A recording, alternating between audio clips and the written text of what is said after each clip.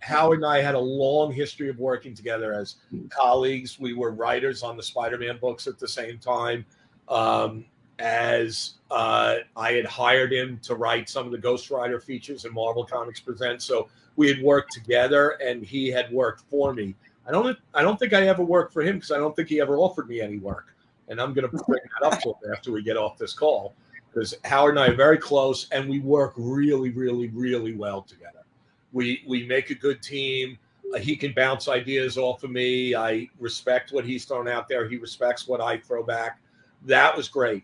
I was a little more worried about working with Ralph and Joe because like they were the owners of the company and they didn't necessarily have to listen to me. They really didn't. But that was not my experience. They were receptive. Everybody was receptive to learning. And even all the artists, all the colorists, I had to adjust to the way coloring had changed in comic books in the years I had been gone, and I had to learn that. So a lot of changes I would sometimes ask for from colorists, they would come back at me and say, well, I don't think it's going to work for that reason, because when it goes to the trade paperback, etc. So again, I got to learn along the way. And what I noticed with Ralph, I think it was or maybe, yeah, it was Ralph, I think. You know, these guys plan a lot of their works hoping it gets picked up by other mediums.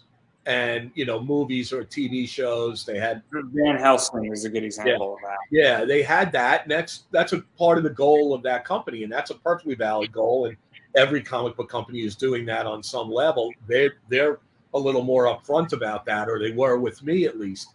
But what it led to was there was one title I was editing that I think Ralph wrote, and he had a really extended car chase scene in it. It was like 6 or 7 pages. And I had to get on the phone with him and say, you know, car chase scenes don't work in a comic book. It's a static medium. And you're never going to get that sense of, they almost hit that old lady who was crossing the street, or, the guys behind are catching up. You're never going to be able to capture that the way you can on a TV screen or a movie screen in a comic book.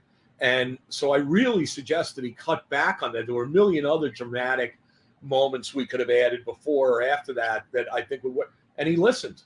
You know, he heard that and listened. And it didn't mean he can't have a really extended car chase scene if that comic book gets adapted into a movie or a TV show.